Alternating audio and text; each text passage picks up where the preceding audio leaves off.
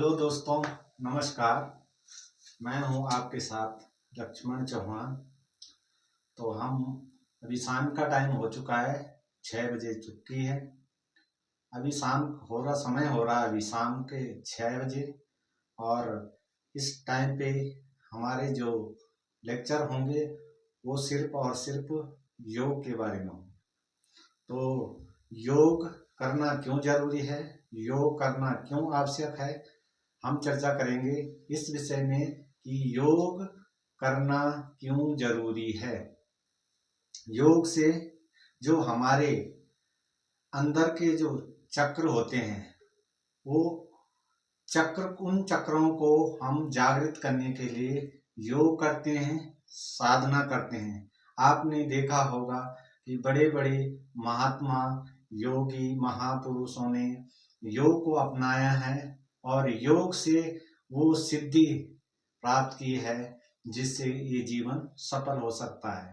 तो मैं बात करना चाहता हूँ उस योग के बारे में जो हमारे अंदर चक्र, जीवन चक्र से लेकर मृत्यु तक का जो सफर है उसमें जो हमारे चक्र होते हैं उनको जागृत करने के लिए योग की जाती है, साधना की जाती है। और उस साधना से जब हमें वो सिद्धि प्राप्त होती है तो जीवन कल्याण में हो जाता है, जीवन सफल हो जाता है, ये जीवन धन्य हो जाता है। अब वो चक्र हमारे अंडकोश से शुरू होते हैं और मस्तिष्क उसको जागृत करना पड़ता है, जिसको कहते हैं लाइटमेंट, जिसको हम दिव्य शक्ति कहते हैं, दिव्य ज्योति कहते हैं। तो वो शुरू से जो हमारा पहला चक्र होता है उसको जागृत करके दूसरा, तीसरा, चौथा, पांचवा, छठा, सातवां, जो पूरे इस चक्र हमारे जागृत हो जाते हैं तो हम एक तटस्थ हो जाते हैं, हम स्थायी हो जाते हैं, हमारा मन बुद्धि स्थिर हो जाती है।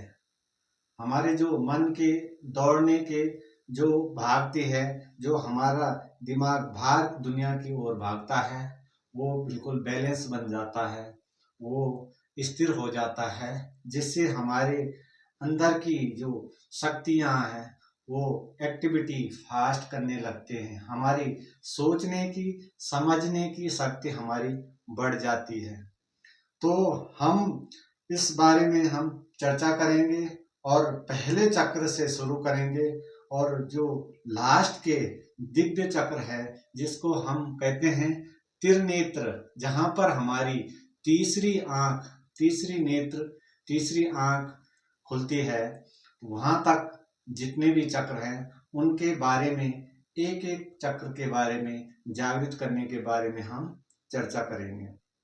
तो आइए करते हैं शुरू इस चक्र के बारे में कि कैसे हम योग के माध्यम से, साधना के माध्यम से इन चक्रों को जागृत कर सकते हैं और अपने जीवन को धन्य